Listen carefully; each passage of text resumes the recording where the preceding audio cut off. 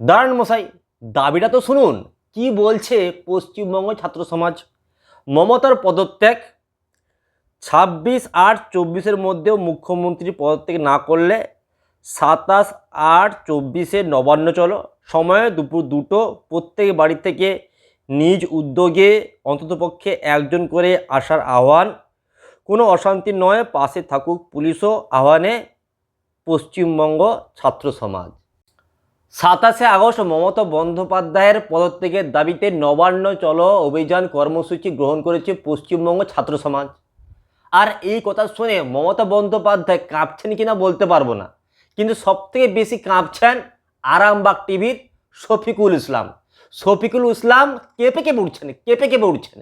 তিনি ইউটিউব চ্যানেলে এসে বলছেন যে এই ছাত্র সংগঠন যদি পথে নামে 27শে আগস্ট এবং নবান্ন অভিযান করে, তাহলে মমতা বন্দ্যোপাধ্যায় একেবারে গদি ছেড়ে চলে যাবেন, মানে একেবারে তিনি পদত্যাগ করে দিবেন। ভাবা যায়। আরামবাগ টিভির শফিকুল ইসলাম এই কর্মসূচিকে পূর্ণ সমর্থন দিয়েছেন, আর তিনি পথেও নামবেন 27শে আগস্ট। আর যেহেতু শফিকুল ইসলাম পথে নামবেন, সেই ভয়ে মমতা বন্দ্যোপাধ্যায় নবান্ন ছেড়ে পদত্যাগ করে চলে যাবে, মানে এটা ভাবছেন শফিকুল ইসলাম আর কি। ভাবতে দোষ নেই, ভাবতেই পারা যায়।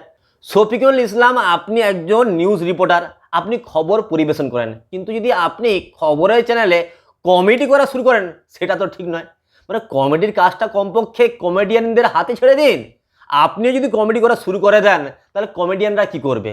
মানে এটা তো বিশাল মানে অসুবিধার বিষয় যে আপনি কমেডি করলে চলবে কি করে। আর 27শে আগস্ট এই যে কর্মসূচিটা গ্রহণ করেছে পশ্চিমবঙ্গ ছাত্র সমাজ, এই ছাত্র সমাজের উৎপত্তি কোত্থেকে হলো? একে ফান্ডিং দিচ্ছে কে? এর প্রেসিডেন্ট কে, সেক্রেটারি কে? কেউ কিচ্ছু জানে না। প্রকৃতপক্ষে পশ্চিমবঙ্গ ছাত্র সমাজ রাজনৈতিক দল দ্বারা পরিচালিত একটা সংগঠন।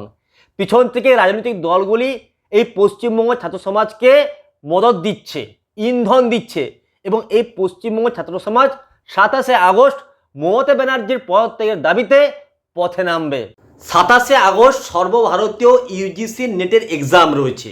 তাহলে এই পশ্চিমবঙ্গ ছাত্র সমাজে কোন ছাত্ররা 27শে আগস্ট পথে নামবে নবান্ন চলো অভিযানের জন্য?